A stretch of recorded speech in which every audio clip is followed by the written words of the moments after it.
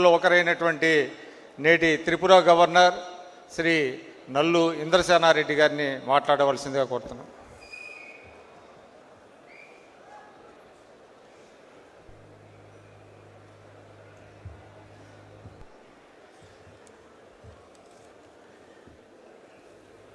పెద్దలు ఆంధ్రప్రదేశ్ రాష్ట్ర ముఖ్యమంత్రి చంద్రబాబు నాయుడు గారు, former vice president of India గౌరవనీయులు వెంకయ్య నాయుడు గారు, అసెంబ్లీ స్పీకర్ అయ్యన్న పాత్రుడు గారు, నందమూరి రామకృష్ణ గారు, వెంకట నారాయణ గారు, ఈ కార్యక్రమానికి, ఈ పుస్తకానికి నా యొక్క పాత్ర విషయంలో నన్ను అడిగి ఇక్కడికి పిలిచినటువంటి జనార్దన్ గారికి, విక్రమ్ పూల గారికి, వేదికపై ఉన్నటువంటి పాత మిత్రులు బుచ్చయ్య చౌదరి, మిగతా శ్రీనివాస్ గారు, అందరికీ కూడా నమస్కారాలు.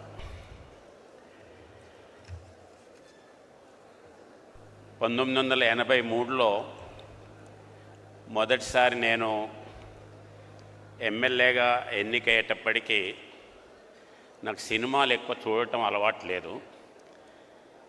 కానీ చూసినటువంటి సినిమాలలో క్యారెక్టరే గుర్తు, కానీ నేను యాక్టర్ను గుర్తుపట్టేవాడిని కాదు. మా మలక్పేటలో ఎన్టీఆర్ గ్రూప్ అని, నాగేశ్వరరావు గ్రూప్ అని కొట్లాడుతుండేవాళ్ళు, కానీ సినిమాలలో వీళ్ళు అని నాకు గుర్తుపట్టేవాడిని కాదు. అందుకని నేను ఎన్నికలు అయిపోయి అసెంబ్లీకి వచ్చిన దానిక వీరు ఎన్టీ రామారావు అనేటువంటిది నాకు గుర్తుండేది కాదు. కానీ ఆ యొక్క వేవ్లో, ఎన్టీ రామారావు యొక్క వేవ్లో బీజేపీ నుండి ముగ్గురం గెలిచినాం. వెంకయ్య నాయుడు గారు, జంగారెడ్డి గారు అంతకుముందు ఎమ్మెల్యేలుగా ఉన్నటువంటి వాళ్ళు. కానీ నేను ఒక్కనే బీజేపీ తరఫున ఆ రోజు మలక్పేట నుండి గెలవటం జరిగింది. బీజేపీ నుండి గెలిచిన 84లో జరిగినటువంటి అక్రమంగా ఎన్టీ రామారావు గారిని పడదోసినప్పుడు భారతీయ జనతా పార్టీ ఎట్టి పరిస్థితుల్లో ఇది అన్యాయం, అక్రమం, రామారావు గారి వెంట నిలబడాలని చెప్పి నిర్ణయం తీసుకున్నప్పుడు ఎమ్మెల్యేలందరినీ వాళ్ళు ఎట్లా ఎత్తుకపోవాలి, లేదా ఎన్టీ రామారావు గారి పక్షాన ఉన్నటువంటి వాళ్ళని ఇక్కడికి రాకుండా ఎట్లా చేయాలనేటువంటి ఇది ఉన్నప్పుడు ఎమ్మెల్యే క్వార్టర్స్లో ఉన్నారు అని అంటే వాళ్ళని తీసుకురావడానికి పోయినాం. అక్కడ గొడవ అయింది. ఆ తర్వాత అక్కడ నుండి ఇక్కడ తీసుకొచ్చి ఇక్కడ ఎన్టీఆర్ స్టూడియోలో పెట్టిన తర్వాత ఇక్కడ నుండి ఏ రకంగా తీసుకెళ్లాలనేటువంటి ప్రయత్నం చేస్తున్నప్పుడు హైదరాబాదులో యూత్ అప్పుడు ఎక్కువ మాతోటి ఉండేది. యూత్ని మొబిలైజ్ చేసి అక్కడ కాపలాగా ఉండటం జరిగింది. ఆ తర్వాత ఇక్కడ ఉన్నటువంటి ఎమ్మెల్యేలు మా తరఫున ఇంతమంది ఉన్నారని చెప్పిన తర్వాత కూడా నమ్మకం లేనప్పుడు ఇక్కడ కాదు, ఢిల్లీ పోయి ఢిల్లీలో ఆ రాష్ట్రపతి ముందే మనం ప్రదర్శన చేద్దాం ఎమ్మెల్యేలందరినీ అని చెప్పి నిర్ణయం తీసుకొని ఇక్కడ నుండి బయలుదేరినప్పుడు ట్రైన్లో అక్కడికి వెళ్ళిన తర్వాత బాబు గారు అక్కడ కలవటం, అక్కడ నుండి వీళ్ళందరినీ కూడా మళ్ళీ మెజారిటీ చూపెట్టేంత వరకు ఎమ్మెల్యేలని కాపాడుకోవాలనేటువంటి ఆలోచనతో కర్ణాటక పోవటం, మైసూర్లో అక్కడ ఉన్నటువంటి హోటల్లో ఉంచటం జరిగింది. అప్పటి వరకు ఈ చంద్రబాబు నాయుడు గారిని కూడా నేను గుర్తుపట్టాను. అక్కడ మొట్టమొదటిసారి ఈ యొక్క ఎమ్మెల్యేస్ వీళ్ళ యొక్క ఈ ఇష్యూస్లో వచ్చినప్పుడు ఆ హోటల్లో ఎమ్మెల్యేలు మేము ఉన్నటువంటి హోటల్లో అది వెజిటేరియన్ హోటల్, నాన్ వెజిటేరియన్ దొరకదు. ఎమ్మెల్యేలేమో మాకు నాన్ వెజిటేరియన్ కావాలనేవాళ్ళు, చంద్రబాబు నాయుడు గారిని సతాయించేవాళ్ళు. అప్పుడు నాకు తెలుసు ఏ రకంగా పేషెంట్ తోటి వాళ్ళని నొప్పించి అట్లా కాదు ఇట్లా కాదు ఇక్కడ వండరు అని చెప్పిన తర్వాత బయటికి వెళ్ళి ఎట్లా తీసుకురావాలి, వాళ్ళకి ఎట్లా పెట్టాలి, ఇవన్నీ చూసేవాళ్ళం. ఆ తర్వాత మధ్య మధ్యలో వాళ్ళ ఫ్యామిలీ మెంబర్స్ వచ్చినారండి, వాళ్ళు మాట్లాడతారట. అంటే వీళ్ళు మాట్లాడటానికి వచ్చినారా, వాళ్ళ ఫ్యామిలీ మెంబర్సేనా కాదా, వచ్చి ఏం మేనేజ్ చేస్తారో, అక్కడేమన్నా లావాదేవీలు జరిగినాయేమో అనేటువంటిది ఇవన్నీ ఎప్పటికప్పుడు ఆలోచిస్తూ ఉండేటువంటి వాళ్ళం. ఆ సందర్భంలో చంద్రబాబు నాయుడు గారి యొక్క పేషెన్స్, వారి యొక్క పట్టుదల అప్పుడు నాకు అర్థమైంది. అప్పటి నుండి ఆ తర్వాత కంటిన్యూగా అక్కడి నుండి వచ్చిన తర్వాత వారు ఆఫీస్లో ఉన్నప్పుడు వారి ఆఫీస్ ఉండేది, అక్కడి నుండి కర్షక పరిషత్ దీంట్లో ఉన్నప్పుడు లేదా ఇప్పుడు ఉన్నటువంటి బాలకృష్ణ ఇంట్లో ఉన్నప్పుడు వెళ్ళి ఆ యొక్క వ్యక్తిగతమైనటువంటి పరిచయంతో అప్పుడప్పుడు కలుస్తుండేవాడిని. అప్పుడు ఇప్పుడున్నటువంటి మీ మంత్రి లోకేష్ గింత ఉండేవాడు.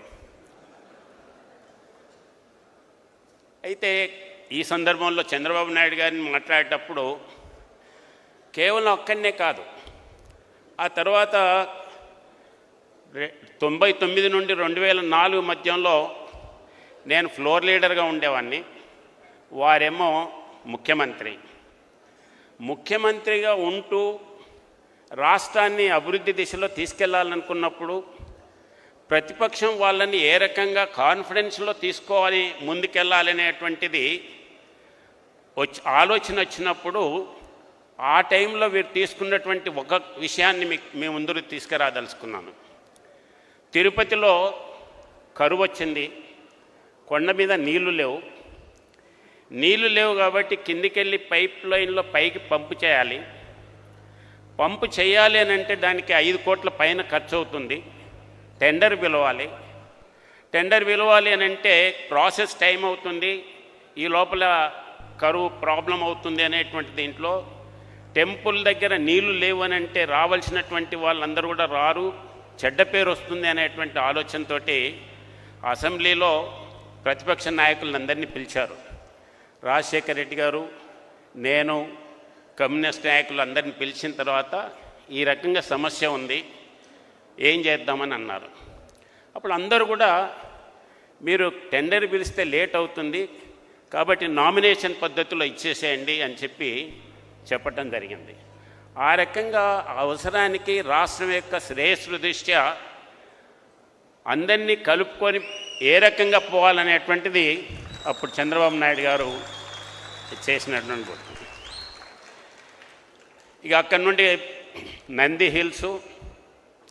హిల్స్కి వెళ్ళి హైదరాబాద్ వచ్చినప్పుడు మధ్యలో ఎక్కడ ఏమవుతుందో, ఎక్కడికి వెళ్ళి ఏం చేస్తారనేటువంటి దాంతో కాన్వాయ్ తోటి హైదరాబాద్ రావటం, ఆ సందర్భంలో సిటీలో గొడవలు కావటం, నేను ఈ ఎమ్మెల్యేస్కి వీళ్ళందరికీ కూడా ఫిజికల్గా నా మనుషులతోటి కాపలా ఉన్నాను కాబట్టి ఇతన్ని ఎట్లాగైనా దూరం చేయాలి, ఇబ్బంది పెట్టాలనేటువంటి ఆలోచనతో పోలీసు వాళ్ళు నా మీద తప్పుడు కేసులు పెట్టి అరెస్ట్ చేయడానికి వచ్చినారు.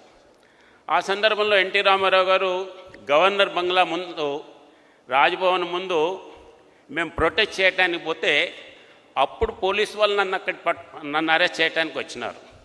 ఈ రకంగా అరెస్ట్ చేస్తున్నారు, ఎమ్మెల్యేని తీసుకెళ్తున్నారంటే అప్పుడు చైతన్య రథం మీద ఎన్టీ రామారావు గారు పిలిచి, బ్రదర్ ఏం కాదు నువ్వు వెళ్ళిరా, మనం గెలుస్తామనేటువంటి దీంతో కౌగలించుకొని నన్ను పంపించినటువంటి ఆ యొక్క సీన్ ఇప్పటికీ నాకు గుర్తుంది.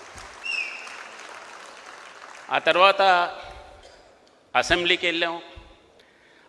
వెళ్ళిన తర్వాత మళ్ళీ నా దగ్గర గన్ ఉండేది, బీజేపీ వాళ్ళు గన్ తీసుకొచ్చినారు, అఫీషియల్గా గన్ను ఉన్నది తీసుకెళ్ళొచ్చు అనేటువంటి సంగతి వాళ్ళకి తెలియదు కాబట్టి ఆ రకంగా బదనాం చేయడానికి మళ్ళీ ప్రయత్నం చేశారు. కానీ అల్టిమేట్గా ప్రజల యొక్క సపోర్ట్ తోటి గెలిచి మళ్ళీ ముఖ్యమంత్రి అయినారు. ముఖ్యమంత్రి అయినప్పుడు నేను ప్రతిపక్షంలో ఉన్నాను, కొత్త బిల్డింగ్లో మొదటి రోజు అసెంబ్లీలో మొదటి రోజు మొదటి ప్రశ్న నాది. ఆ ప్రశ్న ఏం ప్రశ్న? ఏమండి రామారావు గారు, మీరు ఈ కరప్షన్ వీటినన్నిటిని కూడా అరికడతాము అది ఇదని చెప్తున్నారు. కాబట్టి మంత్రులందరూ కూడా వాళ్ళ యొక్క ప్రాపర్టీస్ని డిక్లేర్ చేస్తారా? వాళ్ళ ప్రాపర్టీ ఎంతున్నాయి ఏంటిది ఆలోచన ఉందా అని చెప్పి నేను అడిగినప్పుడు, బ్రదర్ మా మంత్రులే ఏంది, అందరు ఎమ్మెల్యేలు దీనికి ప్రతి సంవత్సరం కూడా డిక్లేర్ చేయాలి వాళ్ళ ప్రాపర్టీస్ ఏంది అని చెప్పి దాన్ని చెప్పటం జరిగింది. ఆ రకంగా అప్పటి నుండి నేను వేసినటువంటి ప్రశ్న తర్వాత కాలంలో దేశంలో ఎంత ప్రభావం ఉంటుందనేది నాకు తెలియదు. కానీ తర్వాత ఏమైంది, ప్రతి సంవత్సరం ఇక్కడ ఇవ్వటం మొదలుపెట్టారు. ఈ యొక్క విషయాన్ని తీసుకొని ఎలక్షన్ కమిషన్ వాళ్ళు ఎన్నికల్లోనే దీనికి అఫిడవిట్ రూపంలో వెయ్యాలి అనేటువంటిది ఆ తర్వాత దీంట్లోకి వెళ్ళి వచ్చినటువంటి దాని యొక్క కంటిన్యూషన్ అన్నట్టు. కాబట్టి అపోజిషన్ వాళ్ళు ఏమడిగినా దాన్ని పాజిటివ్ దీంట్లో తీసుకొని అడిగేటువంటి పని చేసేటువంటి ఆలోచన ఆ రోజు ఎన్టీ రామారావు. అదే కాకుండా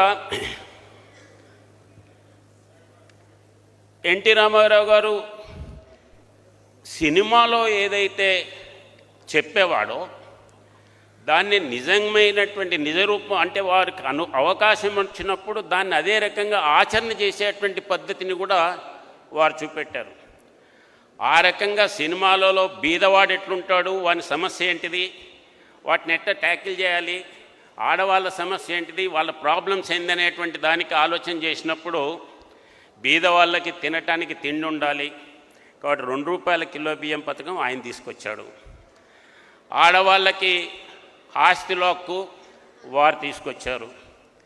ఆడవాళ్ళకి బహిర్భూమి పథకం మొట్టమొదట పబ్లిక్ టాయిలెట్స్ కింద తీసుకొచ్చినటువంటిది వారు తీసుకొచ్చారు.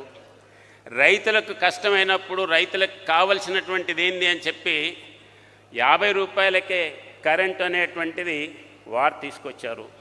ఈరోజు దేశం మొత్తంలో టాయిలెట్స్ ఉన్నాయి, ఫ్రీగా మనం బియ్యం ఇస్తున్నాం. అదే రకంగా మహిళల కొరకు హక్కులు తీసుకొచ్చినాం. ఇవన్నీ కూడా వారు సినిమాలలో చూపించేవారు. ఆ తర్వాత వాటిని అధికారంలోకి వచ్చినప్పుడు దాన్ని ఆచరించటానికి పూర్తిగా అమలు చేసినటువంటి వ్యక్తి ఎన్టీ రామారావు గారు. కాబట్టి వారి యొక్క